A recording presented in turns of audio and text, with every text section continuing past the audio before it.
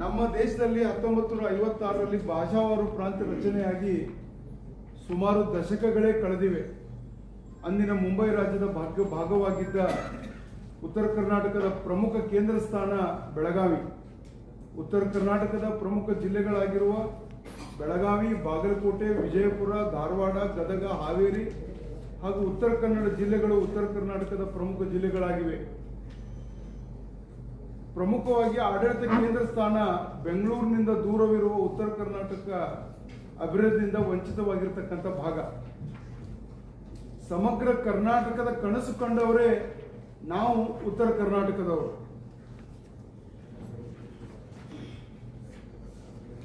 ಕನ್ನಡ ಭಾಷೆ, ಜಲ, ನೆಲ ಪ್ರಶ್ನೆ ಬಂದಾಗ ಹೋರಾಟಗಳ ಮುಖಾಂತರ ಉತ್ತರ ಕರ್ನಾಟಕದ ಜನತೆ ಯಾವಾಗಲೂ ನಾವು ಮುಂಚೂಣಿಯಲ್ಲಿ ಇರ್ತೀವಿ. ಆದರೆ ಎಲ್ಲೋ ಒಂದು ಕಡೆ ಉತ್ತರ ಕರ್ನಾಟಕದ ಭಾಗ ಇಂದು ಸಹಿತ ಸಾಮಾಜಿಕವಾಗಿ, ಶೈಕ್ಷಣಿಕವಾಗಿ, ಆರ್ಥಿಕವಾಗಿ ಅಭಿವೃದ್ಧಿ ದೃಷ್ಟಿಯಿಂದ ದಕ್ಷಿಣ ಕರ್ನಾಟಕಕ್ಕಿಂತಲೂ ಸಹಿತ ಹಿಂದುಳಿದಿದೆ ಎಂಬ ಭಾವನೆ ನಮ್ಮದು.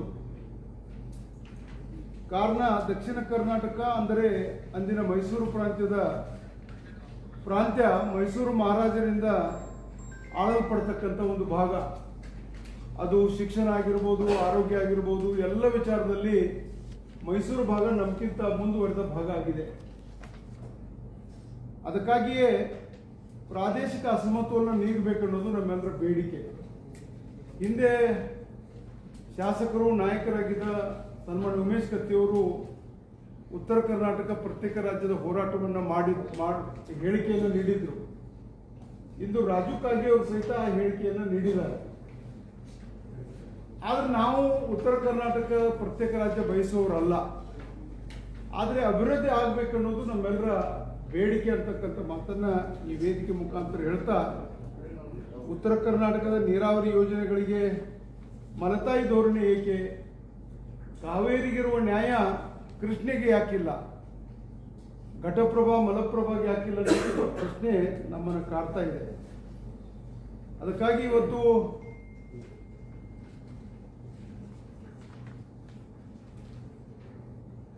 ಬಚಾವತ್ ತೀರ್ಪಿನ ನಂತರ ಆಲಮಟ್ಟಿ ಎತ್ತರ 519ರಿಂದ 524 ಮೀಟರ್ ಆಗಬೇಕಾಗಿತ್ತು. ಆದರೆ ಇವತ್ತಿನವರೆಗೂ ಸಹಿತ ಆಲಮಟ್ಟಿ ಎತ್ತರ ಆಗಲಿಲ್ಲ. ಅದರ ಹಿನ್ನೀರಿನ ಬಳಕೆ ಆಗಲಿಲ್ಲ. ಹಿನ್ನೀರಿನಿಂದ ನೆನೆಗುದಿಗೆ ಬಿದ್ದಂಥ ಉತ್ತರ ಕರ್ನಾಟಕದ ನೀರಾವರಿ ಯೋಜನೆಗಳಿಗೆ ಕಾಯಕಲ್ಪ ಸಿಗಲಿಲ್ಲ ಅಂತಕ್ಕಂಥ ಮಾತನ್ನ ಮಾಧ್ಯಮ ಸ್ನೇಹಿತರ ಮುಖಾಂತರ ಹೇಳ್ತಾ, ಪುನರ್ವಸತಿ ಮತ್ತು ಒಟ್ಟು ಆ ಕಾಮಗಾರಿಗಳಿಗೆ ಬೇಕಾಗ್ತಕ್ಕಂಥ ಹಣ 87,000 ಕೋಟಿ ರೂಪಾಯಿಗಳು. ಒಂದು ಉದಾಹರಣೆಗಾಗಿ ತಮ್ಮ ಮುಖಾಂತರ ರಾಜ್ಯದ ಜನತೆಗೆ ಮತ್ತು ಮುಖ್ಯಮಂತ್ರಿಗಳಿಗೆ ಹೇಳಿಕೆ ಬಯಸ್ತಾ ಇದ್ದೀನಿ. ಹಿಂದೆ ಬಸವರಾಜ ಬೊಮ್ಮಾಯಿ ಅವರು ಮುಖ್ಯಮಂತ್ರಿಗಳಾಗಿದ್ದಂಥ ಸಂದರ್ಭದಲ್ಲಿ 14 ನೀರಾವರಿ ಯೋಜನೆಗಳಿಗೆ ಆಡಳಿತಾತ್ಮಕ ಮಂಜೂರಾತಿ ನೀಡಿ ಹಣಕಾಸಿನ ಅನುಮೋದನೆಯನ್ನು ನೀಡಿದ್ರು. ಆದರೆ ಈ ಯೋಜನೆಗಳು ಹಣಕಾಸಿನ ಕೊರತೆಯಿಂದ ಇವತ್ತು ಸಹಿತ ಕುಂಠಿತ ಸಾಗಿವೆ. ಉದಾಹರಣೆ ದಯವಿಟ್ಟು ಗಮನಿಸಬೇಕು. ನಾನು ಎನೆಕ್ಸರ್ಸ್ ಕೊಟ್ಟಿದ್ದೀನಿ.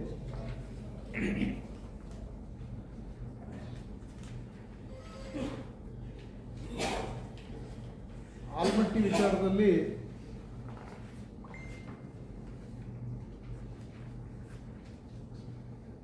ಕೃಷ್ಣಾ ಮೇಲ್ದಂಡೆ ಯೋಜನೆ ಅಂದರೆ ಯುಕೆಪಿ ಕರ್ನಾಟಕದ ವಿಜಯಪುರ, ಬಾಗಲಕೋಟೆ, ಕಲಬುರಗಿ, ಯಾದಗಿರಿ, ರಾಯಚೂರು ಬರಪೀಡಿತ ಜಿಲ್ಲೆಗಳಿಗೆ ನೀರಾವರಿ ಒದಗಿಸುವ ಮಹತ್ವವಾದ ಯೋಜನೆಯಾಗಿದೆ. ಇದರ 3ನೇ ಹಂತದ ಅನುಷ್ಠಾನಕ್ಕೆ ಆಲಮಟ್ಟಿ ಎತ್ತರವನ್ನು ಹೆಚ್ಚಿಸುವುದು ಅನಿವಾರ್ಯ. ಆದರೆ ಭೂಸ್ವಾಧೀನ ಪ್ರಕ್ರಿಯೆಗಳಿಗೆ ಬೇಕಾಗ್ತಕ್ಕಂಥ ಹಣ ಸುಮಾರು 40-45 ಸಾವಿರ ಕೋಟಿ ರೂಪಾಯಿ. ಪ್ರತಿ ವರ್ಷ ಹಣಕಾಸು ಬೇಕಾಗಿರೋದು ಸುಮಾರು 18,000 ಕೋಟಿ ರೂಪಾಯಿಗಳು. 1,33,000 ಎಕರೆ ಜಮೀನು ಸ್ವಾಧೀನಪಡಿಸಿಕೊಳ್ಬೇಕಾಗಿದೆ. ಜಮೀನು ಮುಳುಗಡೆ ಆಗಲಿದೆ. ಕೆನಾಲ್ಗಳಿಗೆ ಸುಮಾರು 51,000 ಎಕರೆ ಜಮೀನು ಬೇಕಾಗ್ತದೆ. ಸಂತ್ರಸ್ತರಿಗೆ ಪುನರ್ವಸತಿಯನ್ನು ಕಲ್ಪಿಸಬೇಕಾಗಿದೆ. ಇದರ ವಿವರ ನಾನು ಸಂಪೂರ್ಣವಾಗಿ ತಮಗೆ ಎನೆಕ್ಸಲ್ಲಿ ಕೊಟ್ಟಿದ್ದೇನೆ. ಇದರ ಜೊತೆಗೆ ಈ ಬೆಳಗಾವಿ ಜಿಲ್ಲೆ ಯೋಜನೆಗಳನ್ನು ತಾವು ಗಮನಿಸಿದಾಗ ದಯವಿಟ್ಟು ಅದರಲ್ಲಿ ಪೇಜ್ ನಂಬರ್ ಮಾರ್ಕಂಡೆ ಏತನಾರ್ಯವರನ್ನ ಮೊದಲುಗೊಂಡು ಅದರಲ್ಲಿ 2ನೇ ಹಂತ it has been announced in the year 2022, but it is not yet started. Mahalakshmi ಯಾತ ನೀರಾವರಿ ಯೋಜನೆ ಸುಮಾರು 380 ಕೋಟಿ ರೂಪಾಯಿಗಳದು, ಪ್ರಗತಿ ಬರೀ 20%. ಕರಗಾವಿ ಏತ ನೀರಾವರಿ ಇವತ್ತು ಹೋರಾಟ ಪ್ರಾರಂಭ ಆಗಿದೆ. ಕರಗಾವಿ ಯಾತ ನೀರಾವರಿಗೆ ಸಹಿತ ಆಡಳಿತಾತ್ಮಕ ಮಂಜೂರಾತಿ ಕೊಟ್ಟರು ಸಹಿತ ಕಾಮಗಾರಿ ಪ್ರಾರಂಭ ಆಗಲಿಲ್ಲ. ಇವತ್ತು ರೈತರು ಹೋರಾಟಕ್ಕೆ ಇಳಿದಿದ್ದಾರೆ. ಚನ್ನಬಸವೇಂದ್ರ ಏತ ನೀರಾವರಿ ಯೋಜನೆ, ಇದರ ಜೊತೆಗೆ ಸತ್ತಿಗೆರೆ ಏತ ನೀರಾವರಿ ಸವದತ್ತಿ ತಾಲೂಕು, ಅಮ್ಮಾಜೇಶ್ವರಿ ಫೇಸ್ 2 ಅಥಣಿ ಪ್ರಾರಂಭ ಆಗಿಲ್ಲ. ರಾಯಬಾಗ್ ಮತಕ್ಷೇತ್ರದ ಕೆರೆಗಳನ್ನು ತುಂಬಿಸೋದು ಕಂಪ್ಲೀಟ್ ಆಗಿದೆ. ಇದರ ಜೊತೆಗೆ ಕಾಗವಾಡ ಮತಕ್ಷೇತ್ರದ ಕೆರೆಗಳನ್ನು ತುಂಬಿಸ್ತಕ್ಕಂಥ ಯೋಜನೆ yet to be started. Arabhavi ಕ್ಷೇತ್ರದ ಟ್ಯಾಂಕ್ ಫಿಲ್ಲಿಂಗ್ ಕಾಮಗಾರಿ ಬರೀ 50% ಕಾಮಗಾರಿ ಆಗಿದೆ. Second phase yet to be started. ಇದರ ಜೊತೆಗೆ ಇಂಥ Ghataprabha flood protection work yet to be started. Gatti Basavanna ಯಾತ ನೀರಾವರಿ Gokak yet to be started. Kashi ಉದ್ಯಾನವನ ಹಿಡಕಲ್ ಡ್ಯಾಮ್ ಬರೀ ಫೇಸ್ 1ದಲ್ಲಿ ಸ್ವಲ್ಪ ಕಾಮಗಾರಿ ಆಗಿದೆ. ಇದರ ಜೊತೆಗೆ ಇವತ್ತು ದಿಗ್ಗೇವಾಡಿ ಬ್ಯಾರೇಜ್ ಅಂತಕ್ಕಂಥದ್ದು ಫೋಟೋಗ್ರಾಫ್ ಇದೆ, ದಯವಿಟ್ಟು ತಾವು ಗಮನಿಸಬೇಕು. ಬರೀ 50% ಕಾಮಗಾರಿ ಆಗಿದೆ. ಸುಮಾರು 75 ಕೋಟಿ ರೂಪಾಯಿಗಳು ಅನುದಾನ ಬೇಕಾಗ್ತಕ್ಕಂಥ ಬ್ಯಾರೇಜ್. ಆ ಯೋಜನೆಯಿಂದ ಚಿಕ್ಕೋಡಿ ತಾಲೂಕು, ನಿಪ್ಪಾಣಿ ತಾಲೂಕಿನ ಅನೇಕ ಗ್ರಾಮಗಳಿಗೆ ಶಾಶ್ವತ ಕುಡಿಯುವ ನೀರು ಯೋಜನೆ. We are dependent on the barrage because ಬೇಸಿಗೆ ಕಾಲದಲ್ಲಿ ಕೃಷ್ಣಾ ನದಿ ಬರಿದಾಗ್ತದೆ. ಆ ಬ್ಯಾರೇಜ್ ನಿರ್ಮಾಣದಿಂದ ಆ ಭಾಗದ ಜಲಜೀವನ್ ಮಿಷನ್ನ ಸುಮಾರು 25ರಿಂದ 30 ದೊಡ್ಡ ಗ್ರಾಮಗಳಿಗೆ ನೀರಾವರಿ ಯೋಜನೆಗಳಿಗೆ ಒಳಪಡಲಿದೆ. ಆ ಬ್ಯಾರೇಜ್ ಇವತ್ತು ಸಹಿತ ಹಾಫ್ ಕಂಪ್ಲೀಟ್ ಆಗಿ ಹಾಗೆ ನಿಂತಿದೆ. ಮಹಾಲಕ್ಷ್ಮಿ ಯಾತ ನೀರಾವರಿ ಯೋಜನೆಗಳ ಫೋಟೋಗ್ರಾಫ್ಸ್ ಕೊಟ್ಟಿದ್ದೀನಿ. Only progress is only 20%. If A scheme is not completed within the stipulated time, the escalation ಇವತ್ತು 300 ಕೋಟಿ ರೂಪಾಯಿ ಇರತಕ್ಕಂಥ ಆ ಯೋಜನೆ ಒಂದು ವೇಳೆ ಕಾಲಮಿತಿಯಲ್ಲಿ ಪೂರ್ಣಗೊಳ್ಳದೇ ಇದ್ದಾಗ ಆ ಯೋಜನೆಯ ವೆಚ್ಚ ಡಬಲ್ ಆಗಲಿದೆ. ಆವಾಗ ಸರ್ಕಾರದ ನಿಲುವೇನು? ಈ ತರದ ಮಲತಾಯಿ ಧೋರಣೆ ಏಕೆ ಅಂತಕ್ಕಂಥ ಪ್ರಶ್ನೆ ನಮ್ಮ ಜನರಿಗೆ ಕಾಡ್ತಾ ಇದೆ. ಇದರ ಜೊತೆಗೆ ಇವತ್ತು ಮುಂದುವರೆದು ಇದು ನೀರಾವರಿ ಯೋಜನೆಗಳಿಗೆ ಸಂಬಂಧಪಟ್ಟಂತ ವಿಚಾರ ಇದೆ. ದಯವಿಟ್ಟು ಸರ್ಕಾರ ಇತ್ತ ಗಮನ ಹರಿಸಬೇಕಂತಕ್ಕಂಥ ಒತ್ತಾಯವನ್ನು ಈ ಸಂದರ್ಭದಲ್ಲಿ ಮಾಡ್ತಾ, ಇದರ ಜೊತೆಗೆ ಇವತ್ತು ಕಬ್ಬು ಮತ್ತು ಕಬ್ಬಿನ ಉಪ ಉತ್ಪನ್ನಗಳ ಬಗ್ಗೆ ನಾವು ಮಾತನಾಡಬೇಕಾಗ್ತದೆ. ಮೊನ್ನೆ ನಡೆದಂತ ರೈತ ಹೋರಾಟ ಗುರ್ಲಾಪುರದಲ್ಲಿ ಹೋರಾಟದ ಹಿನ್ನೆಲೆಯಲ್ಲಿ ಸರ್ಕಾರ 50 ರೂಪಾಯಿ ಬೆಂಬಲ ಬೆಲೆಯನ್ನು ಘೋಷಿಸಿ ಕೈ ತೊಳ್ಕೊಂಡಿದ್ದನ್ನು ನಾವು ನೋಡಿದ್ದೀವಿ. ದಯವಿಟ್ಟು ಗೋ ಟು ದ ಎಲೆಕ್ಷನ್. ಉತ್ತರ ಕರ್ನಾಟಕದ ಪ್ರಮುಖ ಬೆಳೆ ಕಬ್ಬು ಮತ್ತು ಕಬ್ಬಿನ ಒಟ್ಟು ಇತಿಹಾಸದ ಬಗ್ಗೆ ತಮ್ಮ ಗಮನಕ್ಕೆ ತರಲಿಕ್ಕೆ ಬಯಸ್ತಾ ಇದ್ದೀನಿ. ಕರ್ನಾಟಕ ರಾಜ್ಯದಲ್ಲಿ ಕಬ್ಬಿನ ಬೆಳೆಯಲ್ಲಿ 3ನೇ ಸ್ಥಾನದಲ್ಲಿದೆ. ಕರ್ನಾಟಕ ರಾಜ್ಯದಲ್ಲಿ ಸುಮಾರು 16 ಜಿಲ್ಲೆಗಳಲ್ಲಿ ಕಬ್ಬು ಬೆಳಿತೀವಿ. ಮೇಜರ್ ವೇರ್ ಇನ್ ನಾರ್ತ್ ಕರ್ನಾಟಕ. ಪ್ರತಿ ವರ್ಷ 7.5 ಲಕ್ಷ ಹೆಕ್ಟೇರ್ನಲ್ಲಿ ಕಬ್ಬನ್ನು ಬೆಳಿತೀವಿ. 1 ಹೆಕ್ಟೇರ್ಗೆ 2.5 ಎಕರೆ ಅಂದರೆ ಸುಮಾರು 18.75 ಲಕ್ಷ ಎಕರೆಯಲ್ಲಿ ನಾವು ಕಬ್ಬನ್ನು ಬೆಳಿತೀವಿ. ಪ್ರತಿ ಎಕರೆಗೆ 3.5 ಅಂದರೆ 35 ಟನ್ಸ್ ಕಬ್ಬನ್ನು ಎವರೇಜ್ ಆಗಿ ತೆಗೆದುಕೊಂಡಾಗ ಸುಮಾರು 685 ಲಕ್ಷ ಟನ್ ಅಂದರೆ ಅರೌಂಡ್ 6.85 ಕ್ರೋರ್ಸ್, 6,85,00,000 ಟನ್ ಕಬ್ಬನ್ನು ನಾವು ಬೆಳಿತೀವಿ.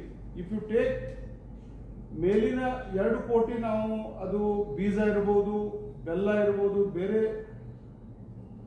ಬೇರೆ ಕೆಲಸಕ್ಕೆ ಅದನ್ನು ಉಪಯೋಗ ಮಾಡಿದರೆ ಕನಿಷ್ಠ 5 ಕೋಟಿ ಟನ್ ಅನ್ನ ನಾವು ಕಬ್ಬನ್ನು ನುರಿಸ್ತೀವಿ. ಇವತ್ತು ಕರ್ನಾಟಕದಲ್ಲಿ ಇರ್ತಕ್ಕಂಥ ಒಟ್ಟು 99 ಸಕ್ಕರೆ ಕಾರ್ಖಾನೆಗಳಿವೆ. ಸಹಕಾರಿ ವಲಯದಲ್ಲಿ 20, ಖಾಸಗಿ ವಲಯದಲ್ಲಿ 66. ಕೆಲಸ ನಿರ್ವಹಿಸದೇ ಇರತಕ್ಕಂಥ ಡಿಫಾಲ್ಟ್ ಶುಗರ್ ಫ್ಯಾಕ್ಟರೀಸ್ ಆರ್ 13. ಕಳೆದ ಹಂಗಾಮಿನಲ್ಲಿ ಸುಮಾರು 79 ಸಕ್ಕರೆ ಕಾರ್ಖಾನೆಗಳು ಕೆಲಸ ನಿರ್ವಹಿಸಿದವೆ.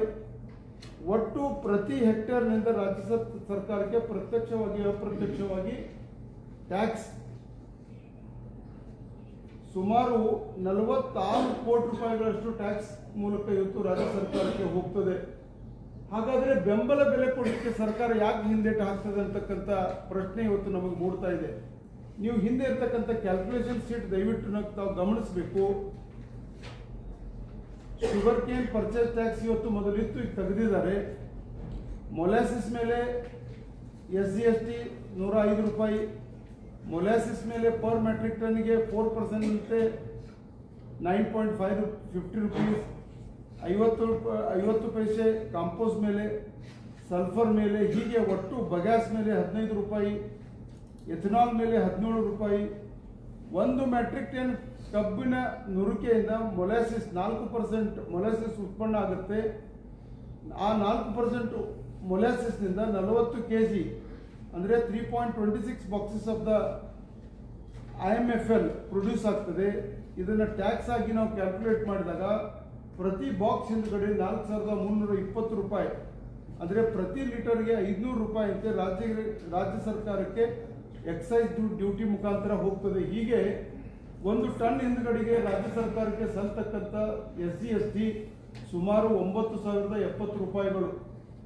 ಸೊ 40,000 ಕೋಟಿ ರೂಪಾಯಿಗಳು ರಾಜ್ಯ ಸರ್ಕಾರಕ್ಕೆ ಟ್ಯಾಕ್ಸ್ ಮೂಲಕ ಬರ್ತಕ್ಕಂಥ ಹಿನ್ನೆಲೆಯಲ್ಲಿ ಇವತ್ತು ರಾಜ್ಯ ಸರ್ಕಾರ ಬೆಂಬಲ ಬೆಲೆ ಕೊಡಲಿಕ್ಕೆ ಯಾಕೆ ಹಿಂದೇಟು ಆಗ್ತದೆ ಅಂತಕ್ಕಂಥ ಮಾತನ್ನ ಮಾಧ್ಯಮದ ಮುಖಾಂತರ ಸರ್ಕಾರಕ್ಕೆ ಇವತ್ತು ನಾನು ಕೇಳಿಕೆ ಬಯಸ್ತಾ ಇದ್ದೀನಿ.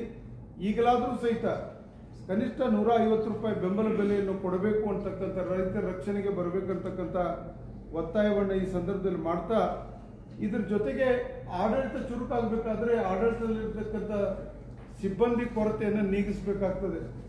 ಇವತ್ತು ನಾನು I have taken only statistics of the Belgaum district.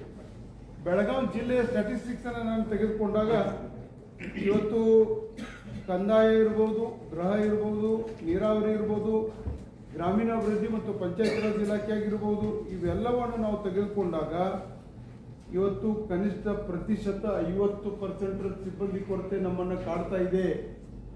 ಈ ತಾರತಮ್ಯ ಏಕೆ? ಬೆಂಗಳೂರು ಮೈಸೂರಿಗೆ ಇರ್ತಕ್ಕಂಥ ಮೂಲಭೂತ ಸೌಕರ್ಯ ಆಗಿರ್ಬೋದು, ಸಿಬ್ಬಂದಿ ಕೊರತೆ ಇರ್ಬೋದು, ಉತ್ತರ ಕರ್ನಾಟಕಕ್ಕೆ ಈ ತರದ ಮಲತಾಯಿ ಧೋರಣೆ ಯಾಕಂತಕ್ಕಂಥ ಪ್ರಶ್ನೆ ನಮ್ಮನ್ನು ಕಾಡ್ತಾ ಇದೆ. ಇವತ್ತು ಮುಖ್ಯ ಇಂಜಿನಿಯರ್ ಉತ್ತರ ವಲಯ ನೀರಾವರಿ ಖಾಲಿ ಒಟ್ಟು ಹುದ್ದೆಗಳು 1322, ಖಾಲಿ ಹುದ್ದೆಗಳು 656.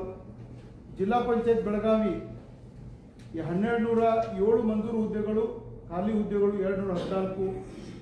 ಎಕ್ಸಿಕ್ಯೂಟಿವ್ ಇಂಜಿನಿಯರ್ PWD ಚಿಕ್ಕೋಡಿ 14 ಹುದ್ದೆಗಳು ಖಾಲಿವೆ, ಬೆಳಗಾವಿಯಲ್ಲಿ 26 ಹುದ್ದೆಗಳು ಖಾಲಿವೆ. If you go down the line, Panchayat Raj ಇಲಾಖೆಯಲ್ಲಿ 85 ಪೈಕಿ 39 ಹುದ್ದೆಗಳು ಖಾಲಿ ಇವೆ. ಆರೋಗ್ಯ ಮತ್ತು ಕುಟುಂಬ ಕಲ್ಯಾಣ, ದಯವಿಟ್ಟು ಮಾಧ್ಯಮದ ಸ್ನೇಹಿತರು ಗಮನಿಸಬೇಕು, ಆರೋಗ್ಯ ಇಲಾಖೆಯಲ್ಲಿ 2097 ಪೈಕಿ 1091 ಹುದ್ದೆಗಳು ಖಾಲಿ ಇವೆ. ಇವತ್ತು ಆರೋಗ್ಯ ಮತ್ತು ಕುಟುಂಬ ಕಲ್ಯಾಣ ಇಲಾಖೆ ಬೆಳಗಾವಿಯಲ್ಲಿ 3990 ಹುದ್ದೆಗಳ ಪೈಕಿ 1861 ಹುದ್ದೆಗಳು ಇವತ್ತು ಖಾಲಿ ಇವೆ.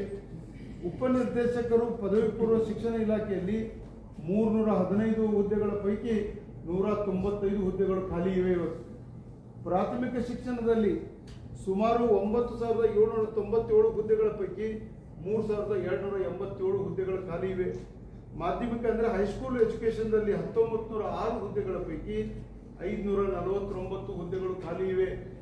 ಸರ್ಕಾರ ಏನ್ ಮಾಡ್ತಾ ಇದೆ ಅಂತಕ್ಕಂಥ ಪ್ರಶ್ನೆ ಮೂಡ್ತಾ ಇದೆ. ಹಿಂದೆ ಯಡಿಯೂರಪ್ಪನವರು ಮತ್ತು ಕುಮಾರಸ್ವಾಮಿ ಅವರು ಮುಖ್ಯಮಂತ್ರಿಗಳಿದ್ದಾಗ ಪ್ರಾದೇಶಿಕ ಅಸಮತೋಲನ ನೀಗಬೇಕು, ಉತ್ತರ ಕರ್ನಾಟಕದ ಹೆಬ್ಬಾಗಿಲಾಗಿರ್ತಕ್ಕಂಥ ಬೆಳಗಾವಿಗೆ ಸರ್ಕಾರ ಬರಬೇಕು, ಚಳಿಗಾಲದ ಅಧಿವೇಶನ ನಡಿಬೇಕು, ಇಲ್ಲಿರ್ತಕ್ಕಂಥ ತಾರತಮ್ಯ ಹೋಗ್ಬೇಕಂತಕ್ಕಂಥ ಬೇಡಿಕೆ ಹಿನ್ನೆಲೆಯಲ್ಲಿ ಸುವರ್ಣಸೌಧದ ನಿರ್ಮಾಣ ಆಯಿತು. ಆದರೆ ಸುವರ್ಣಸೌಧದ ನಿರ್ಮಾಣ ಆಯಿತು, ಕಾಟಾಚಾರಕ್ಕೆ ಪ್ರತಿ ವರ್ಷ 10 ದಿನಗಳ ಕಾಲ ಅಧಿವೇಶನ ನಡೀತದೆ ಹೊರತು ಇಲ್ಲಿರ್ತಕ್ಕಂಥ ಯಾವುದೇ ಯೋಜನೆಗಳಿಗಾಗಲಿ ಇಲ್ಲಿರ್ತಕ್ಕಂಥ ಜನರ ಬೇಡಿಕೆಗಳಿಗೆ ಸರ್ಕಾರಗಳು ಸ್ಪಂದಿಸಿಲ್ಲ ಅಂತಕ್ಕಂಥ ಮಾತನ್ನ ಈ ಸಂದರ್ಭದಲ್ಲಿ ಹೇಳ್ತಾ, ಬೆಳಗಾವಿ ಈ ತರದ ವಿಚಾರಗಳನ್ನ ಈ ಸಂದರ್ಭದಲ್ಲಿ ಪ್ರಸ್ತಾಪ ಮಾಡ್ತಾ, ಇದರ ಜೊತೆಗೆ ಮುಂದುವರೆದು ಈ ಸಿಬ್ಬಂದಿ ಕೊರತೆಯನ್ನ ಬಗೆಹರಿಸಲಿಕ್ಕೆ ಸರ್ಕಾರ ಮುಂದಾಗಬೇಕಂತಕ್ಕಂಥ ಒತ್ತಾಯವನ್ನ ಈ ಸಂದರ್ಭದಲ್ಲಿ ಮಾಡ್ತಾ, ವಿಶೇಷ ಅಭಿವೃದ್ಧಿ ಯೋಜನೆಗಳನ್ನ ಅನುಷ್ಠಾನಗೊಳಿಸಲಿಕ್ಕೆ ಸರ್ಕಾರ ಇವತ್ತು ಹೈದರಾಬಾದ್ ಕರ್ನಾಟಕದಲ್ಲಿ ವಿಶೇಷ ಅನುದಾನವನ್ನು ಕೊಟ್ಟಿದೆ. ಇವತ್ತು ಉತ್ತರ ಕರ್ನಾಟಕದ ಈ ಸಮಸ್ಯೆಗಳಿಗೆ ಪರಿಹಾರ ಕಂಡುಕೊಳ್ಳಿಕ್ಕೆ ಒಂದು ಉತ್ತರ ಕರ್ನಾಟಕದ ಅಭಿವೃದ್ಧಿ ನಿಗಮವನ್ನು ಸ್ಥಾಪಿಸಬೇಕು. It should be A statutory body. ನೀವು ಯಾರನ್ನು ಮಾಡ್ತೀರಿ, ಹೇಗಿರ್ತದೆ, ಅದರ ಒಟ್ಟು ನೀಲನಕ್ಷೆ ನಾವು ಕೇಳೋದಿಲ್ಲ. ಆದರೆ ಈ ಸಮಸ್ಯೆಗಳಿಗೆ ಸಂಪೂರ್ಣ ಪರಿಹಾರ ಮಾಡಲಿಕ್ಕೆ ಅಭಿವೃದ್ಧಿ ನಿಗಮವನ್ನ ಮಾಡಬೇಕಂತಕ್ಕಂಥ ಒತ್ತಾಯವನ್ನು ಈ ಸಂದರ್ಭದಲ್ಲಿ ಮಾಡ್ತಾ, ಹಿಂದೆ ನಮ್ಮ ಮುಖ್ಯಮಂತ್ರಿಗಳಾದ ಸನ್ಮಾನ್ಯ ಕುಮಾರಸ್ವಾಮಿ ಅವರು, ಯಡಿಯೂರಪ್ಪನವರು ಉಪಮುಖ್ಯಮಂತ್ರಿ ಇದ್ದಾಗ ಈ ತರದ ಯೋಜನೆಗಳಿಗೆ ಸುವರ್ಣಸೌಧ ನಿರ್ಮಾಣ ಆಯಿತು. ಆದರೆ ಇವತ್ತಿಗೂ ಸಹಿತ ಇಲ್ಲಿಯ ಬೇಡಿಕೆಗಳಿಗೆ ಸರ್ಕಾರಗಳು ಸ್ಪಂದಿಸಿಲ್ಲ ಅಂತಕ್ಕಂಥ ಮಾತನ್ನ ಈ ಸಂದರ್ಭದಲ್ಲಿ ಹೇಳ್ತಾ, 10 ದಿನಗಳ ಕಾಲ ಅಧಿವೇಶನ ಮಾಡಿ ಗಂಟು ಮೂಟೆ ಕಟ್ಟಿಕೊಂಡು ಬೆಂಗಳೂರಿಗೆ ಹೋಗ್ತಕ್ಕಂಥ ಸಂದರ್ಭಗಳನ್ನ ನಾವು ನೋಡಿದೀವಿ. ಅದಕ್ಕಾಗಿ ದಯವಿಟ್ಟು ಈಗಲಾದರೂ ಸರ್ಕಾರ ಈ ಬೇಡಿಕೆಗಳಿಗೆ ಸ್ಪಂದಿಸಬೇಕು ಅಂತಕ್ಕಂಥ ಮಾತನ್ನ ಈ ಸಂದರ್ಭದಲ್ಲಿ ಹೇಳ್ತಾ, ದಯವಿಟ್ಟು ಮಾಧ್ಯಮದ ಸ್ನೇಹಿತರು kindly look into these following matters. ಬೆಳಗಾವಿಯಲ್ಲಿ ಟೆಕ್ಸ್ಟೈಲ್ ಪಾರ್ಕ್ ಮಾಡಬೇಕಂತೇಳಿ ಹಿಂದಿನ ಸರ್ಕಾರಗಳು ಘೋಷಣೆ ಮಾಡಿದೆ, ಕಾರ್ಯಗತಗೊಂಡಿಲ್ಲ. ಬೋರ್ಗಾಂವ್ದಲ್ಲಿ, ಚಿಕ್ಕೋಡಿ ತಾಲೂಕು ಬೋರ್ಗಾಂವ್ದಲ್ಲಿ ಸಿಲ್ವರ್ ಪಾರ್ಕ್ ಮಾಡಬೇಕಂತೇಳಿ ಘೋಷಣೆ ಮಾಡಿದ್ದಾರೆ, ಜಾರಿಗೆ ಬಂದಿಲ್ಲ. ಬೆಳಗಾವಿಯಲ್ಲಿ IT ಪಾರ್ಕ್ ಮಾಡಬೇಕಂತೇಳಿ ಘೋಷಣೆ ಆಗಿದೆ, ಜಾರಿಗೆ ಬಂದಿಲ್ಲ. ಹುಕ್ಕೇರಿಯ ರಾಜ ಲಕ್ಕಂಗೌಡ ಜಲಾಶಯವನ್ನು ಬೃಂದಾವನ ಮಾದರಿಯಲ್ಲಿ ಅಭಿವೃದ್ಧಿ ಪಡಿಸಬೇಕು ಅನ್ನೋದು ಇವತ್ತಿಗೂ ಸಹಿತ ಕಾಮಗಾರಿ ಕುಂಟುತ್ತಾ ಸಾಗಿದೆ. ಇದರ ಜೊತೆಗೆ ಗೋಕಾಕ್ ಫಾಲ್ಸ್ ಅನ್ನ ಅಭಿವೃದ್ಧಿ ಮಾಡಬೇಕು, ನಯಾಗರ US ಮತ್ತು ಕೆನಡಾ ಮಾದರಿಯಲ್ಲಿ ನಯಾಗರ ಟೈಪ್ ಡೆವಲಪ್ ಮಾಡಬೇಕಂತಕ್ಕಂಥ ಬೇಡಿಕೆ ಇದೆ, ಆಗಿಲ್ಲ. ಗೊಡಚನ್ ಮಲ್ಕಿ ಇರ್ಬೋದು, ಖಾನಾಪುರ ತಾಲೂಕಿನ ಅಸೋಗ ಆಗಿರ್ಬೋದು. ದಿನಗಳಿಂದ ಬೆಳಗಾವಿ ಜಿಲ್ಲೆ ಪುನರ್ ವಿಂಗಡಣೆ ಇವತ್ತು ಅನೇಕ ಹೋರಾಟಗಳು ಇವತ್ತು ನಡೀತಾ ಇವೆ. ಅದು ಬೈಲೊಂಗಲ್ ಆಗಿರ್ಬೋದು, ಗೋಕಾಕ್ ಆಗಿರ್ಬೋದು, ಚಿಕ್ಕೋಡಿ ಆಗಿರ್ಬೋದು. ಇವತ್ತು ಉಳಿದಂತೆ 1995-96ರಲ್ಲಿ JS ಪಟೇಲ್ ಸರ್ಕಾರ ಇದ್ದಾಗ ಜಿಲ್ಲೆಗಳ ರಚನೆ ಆಯಿತು. ಆದರೆ ಎಲ್ಲೋ ಒಂದು ಕಡೆ ಬೆಳಗಾವಿ ಸಹಿತ ಇವತ್ತು 18 ವಿಧಾನಸಭಾ ಕ್ಷೇತ್ರಗಳನ್ನ ಹೊಂದಿ ಭೌಗೋಳಿಕವಾಗಿ ಅತ್ಯಂತ ದೊಡ್ಡ ಜಿಲ್ಲೆ ಆಗಿರ್ತಕ್ಕಂಥ ಬೆಳಗಾವಿ ಜಿಲ್ಲೆ ಇವತ್ತು ಜಿಲ್ಲಾ ಪುನರ್ ವಿಂಗಡಣೆ ಆಗಿಲ್ಲ. ಜಿಲ್ಲಾ ಪುನರ್ ವಿಂಗಡಣೆ ಆದಾಗ ಮಾತ್ರ ಆಡಳಿತ ಜನರ ಮನೆ ಬಾಗಿಲಿಕ್ಕೆ ಹೋಗ್ಲಿಕ್ಕೆ ಸಾಧ್ಯ ಇದೆ ಅಂತಕ್ಕಂಥ ಮಾತನ್ನು ಸಹಿತ ಈ ಸಂದರ್ಭದಲ್ಲಿ ಹೇಳ್ತಾ, ಇವತ್ತಾದ್ರೂ ಸರ್ಕಾರ ನಾಳೆ ನಡೆಸ್ತಕ್ಕಂಥ ಅಧಿವೇಶನದಲ್ಲಿ ಜಿಲ್ಲೆಗಳ ಘೋಷಣೆ ಮಾಡಬೇಕು ಅಂತಕ್ಕಂಥ ಒತ್ತಾಯವನ್ನ ನಾನು ಮಾಡ್ತಾ ಇದ್ದೀನಿ. ವೈಜ್ಞಾನಿಕವಾಗಿ ಮಾಡಲಿ, ಜಾಗ್ರಫಿಕಲಿ ವಿಚ್ ಇಸ್ ರೈಟ್, ದಯವಿಟ್ಟು ಅದನ್ನು ಮಾಡಬೇಕಂತಕ್ಕಂಥ ಒತ್ತಾಯವನ್ನು ಈ ಸಂದರ್ಭದಲ್ಲಿ ಮಾಡ್ತಾ, ಬೆಳಗಾವಿ ನಗರಕ್ಕೆ ಮೂಲಭೂತ ಸೌಕರ್ಯ ಕೊಡಬೇಕಂತಕ್ಕಂಥ ಹಿನ್ನೆಲೆಯಲ್ಲಿ ಹಿಂದೆ ಯಡಿಯೂರಪ್ಪನವರು ಮುಖ್ಯಮಂತ್ರಿ ಇದ್ದಂಥ ಸಂದರ್ಭದಲ್ಲಿ ವಿಶೇಷ ಅನುದಾನಗಳನ್ನ ನೂರಾರು ಕೋಟಿ ರೂಪಾಯಿಗಳ ಅನುದಾನವನ್ನು ಕೊಡ್ತಾ ಬಂದಿದ್ರು. ಆದರೆ ಬೆಳಗಾವಿ ನಗರಕ್ಕೂ ಸಹಿತ ಇಂಥ ಅಭಿವೃದ್ಧಿ ವಿಚಾರದಲ್ಲಿ ವಂಚನೆ ಆಗಿದೆ ಅಂತಕ್ಕಂಥ ಮಾತನ್ನ ಈ ಸಂದರ್ಭದಲ್ಲಿ ಹೇಳ್ತಾ, ಬೆಳಗಾವಿ ಜಿಲ್ಲೆಯಲ್ಲಿ ಹರಿಯುವ ಪ್ರಮುಖ ನದಿಗಳಾಗಿರುವ ಕೃಷ್ಣ, ದೂಧಗಂಗಾ, ವೇದಗಂಗಾ, ಘಟಪ್ರಭಾ ಮತ್ತು ಮಲಪ್ರಭಾ ಈ ಪ್ರವಾಹದಿಂದ ತೊಂದರೆಗೊಳಗಾಗಿರ್ತಕ್ಕಂಥ ಪ್ರತಿ ವರ್ಷ whenever it rains in Maharashtra we get floods.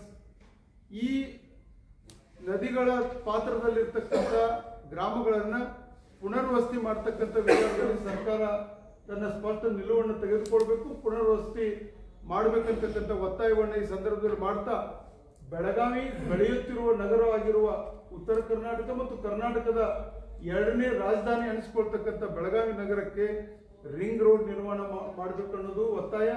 It has just begun but it should complete ಅಂತಕ್ಕಂಥ ಒತ್ತಾಯವನ್ನು ಸಹಿತ ಈ ಸಂದರ್ಭದಲ್ಲಿ ಮಾಡಿ, ಬೆಳಗಾವಿ ಜಿಲ್ಲೆಯ ಪ್ರಮುಖ ಬೆಳೆಗಳಾಗಿರುವ ಗೋವಿನ ಜೋಳ, ಸೋಯಾಬೀನ್ ಮತ್ತು ತೊಗರಿ ಇವುಗಳಿಗೆ ಬೆಂಬಲ ಬೆಲೆ ನಿರ್ಧರಿಸಬೇಕು.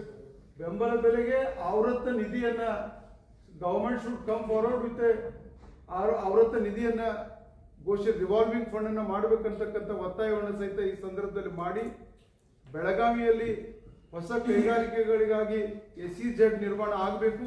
ಅದು ಧಾರವಾಡ ಮತ್ತು ಬೆಳಗಾವಿ ಮಧ್ಯದಲ್ಲಿ ಕಿತ್ತೂರು ಹತ್ರ ಮಾಡಲಿಕ್ಕೆ ಅವಕಾಶ ಇದೆ.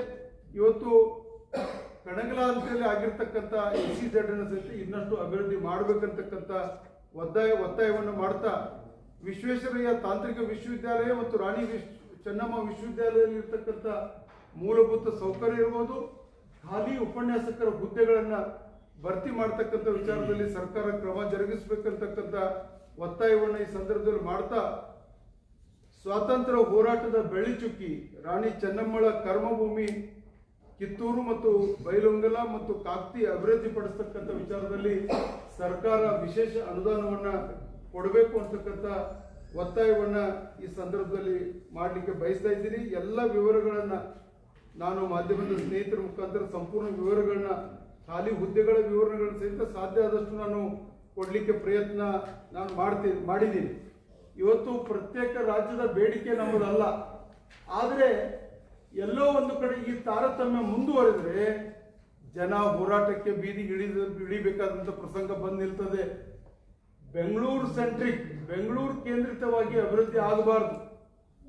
ಕರ್ನಾಟಕದ ಅಭಿವೃದ್ಧಿಗೆ ಉತ್ತರ ಕರ್ನಾಟಕದ ಜನತೆ ಮೊದಲಿನಿಂದಲೂ ಅಖಂಡ ಕರ್ನಾಟಕದ ಕನಸು ಕಂಡವರು ನಾವು ಮುಂಬೈ ಕರ್ನಾಟಕದವರು. ಆದರೆ ಭಾಷಾವಾರು ಪ್ರಾಂತ ರಚನೆ ಆದ ನಂತರ 1956 ನಂತರ ಈ ತಾರತಮ್ಯ ಹೋಗಬೇಕು. ಬೆಂಗಳೂರು ಮೈಸೂರು ಸೆಂಟ್ರಿಕ್ ಆಗಿ ರಾಜ್ಯ ಬೆಳಿಬಾರದು. ಉತ್ತರ ಕರ್ನಾಟಕದ ಬಹುದೊಡ್ಡ ನಗರವಾಗಿರ್ತಕ್ಕಂಥ ಬೆಳಗಾವಿ ಇರಬಹುದು ಮತ್ತು ಈ ಭಾಗದ ದೊಡ್ಡ ನಗರಗಳನ್ನು ಔದ್ಯೋಗಿಕವಾಗಿ ಶೈಕ್ಷಣಿಕವಾಗಿ ಬೆಳವಣಿಗೆ ಮಾಡತಕ್ಕಂಥ ರೀತಿಯಲ್ಲಿ ಏನು ಇವತ್ತು ತಾರತಮ್ಯಗಳಿವೆ, ಕಾಟಾಚಾರಕ್ಕೆ ಬೆಳಗಾವಿಯಲ್ಲಿ ಅಧಿವೇಶನ ಮಾಡಿ 10 ದಿನಗಳ ಅಧಿವೇಶನ ಮಾಡಿ ಗಟ್ಟು ಮೂಟೆ ಕಟ್ಟಿಕೊಂಡು ಅಧಿಕಾರ ಸಹಿತ ಮುಖ್ಯಮಂತ್ರಿಗಳು ಉಪಮುಖ್ಯಮಂತ್ರಿಗಳು ಬೆಂಗಳೂರಿಗೆ ಪಯಣ ಮಾಡಿ ಏನೋ ಒಂದು ಘೋಷಣೆ ಮಾಡೋದು, ಆ ಎಲ್ಲ ಘೋಷಣೆಗಳು ಸಹಿತ ಜಾರಿಗೆ ಬರದೇ ಇರತಕ್ಕಂಥದನ್ನು ನಾವು ನೋಡಿದ್ದೀವಿ. ಹಿಂದೆ ಅನೇಕ ಸರ್ಕಾರಗಳು ದಯವಿಟ್ಟು ತಾವು ಗಮನಿಸಿ ಉತ್ತರ ಕರ್ನಾಟಕಕ್ಕೆ 10 ಕಚೇರಿಗಳನ್ನ ಸ್ಥಳಾಂತರ ಮಾಡ್ತೀವಿ ಅಂತ ಹೇಳಿದ್ರು. ಆದರೆ ಅವು ಯಾವುವು ಸಹಿತ ಇವತ್ತು ಜಾರಿಗೆ ಬಂದಿಲ್ಲ. ಕೃಷ್ಣಾ ಭಾಗ್ಯ ಜಲ ನಿಗಮ, ಇದು ನಮ್ಮ ಸರ್ಕಾರ, ನಮ್ಮ ಬೊಮ್ಮಾಯಿಯವರು ಮುಖ್ಯಮಂತ್ರಿ ಇದ್ದಂಥ ಸಂದರ್ಭದಲ್ಲಿ ಘೋಷಣೆ ಆಗಿತ್ತು.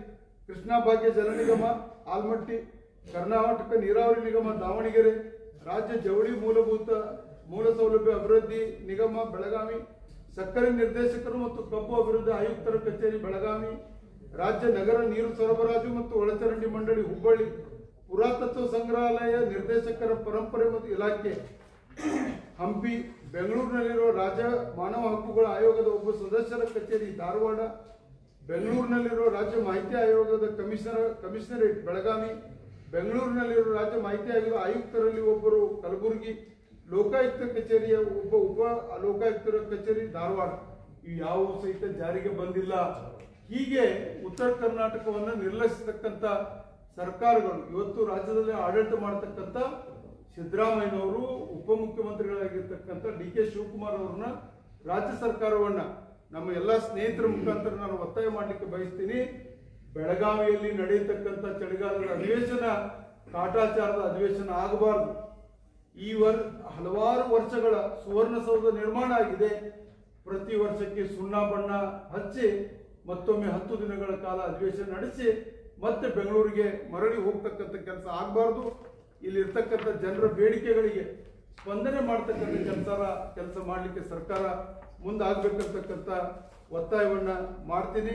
ಮಾಧ್ಯಮದ ಸ್ನೇಹಿತರು ಹಲವಾರು ಸಂದರ್ಭಗಳಲ್ಲಿ ಎಲ್ಲ ಪ್ರಶ್ನೆಗಳಿಗೆ ತಮ್ಮ ಮಾಧ್ಯಮ ಮುಖಾಂತರ ಇಡೀ ರಾಜ್ಯದ ಜನತೆಯ ಗಮನ ಸೆಳೆಯತಕ್ಕಂಥ ಕೆಲಸವನ್ನು ಮಾಡಿದ್ದೀರಿ. ಮತ್ತೊಮ್ಮೆ ರಾಜ್ಯದ ಮುಖ್ಯಮಂತ್ರಿಗಳು ಇಡೀ ಸರ್ಕಾರ ಬೆಳಗಾವಿಗೆ ಬರಲಿದೆ. ಬರೀ ಹೋರಾಟಗಳು ಆಗಬಾರ್ದು. ವಿಧಾನಮಂಡಲದಲ್ಲಿ ಉತ್ತರ ಕರ್ನಾಟಕದ ಸಮಸ್ಯೆಗಳ ಬಗ್ಗೆ ಚರ್ಚೆ ಆಗಬೇಕು. ಬೆಳಗಾವಿಯಲ್ಲಿ ನಡೀತಕ್ಕಂಥ ಅಧಿವೇಶನದಲ್ಲಿ ಅದು ಕಲ್ಯಾಣ ಕರ್ನಾಟಕ ಆಗಿರ್ಬೋದು, ಕಿತ್ತೂರು ಕರ್ನಾಟಕ ಆಗಿರ್ಬೋದು, ಈ ಭಾಗದ ಜನರ ಸಮಸ್ಯೆಗಳಿಗೆ ಸ್ಪಂದಿಸತಕ್ಕಂಥ ಸರ್ಕಾರದ ನಿಲುವು ಇರಬೇಕಂತಕ್ಕಂಥ ಒತ್ತಾಯವನ್ನು ಈ ಸಂದರ್ಭದಲ್ಲಿ ಮಾಡಿ ತಾವು ಬಹಳಷ್ಟು ಬೇಳೆ ಕೊಟ್ಟಿದ್ದೀರಿ. ಈ ಎಲ್ಲ ಸಮಸ್ಯೆಗಳಿಗೆ ತಮ್ಮ ಅಗ್ರ ಲೇಖದ ಮುಖಾಂತರ ಸರ್ಕಾರದ ಗಮನ ಸೆಳೀಬೇಕು.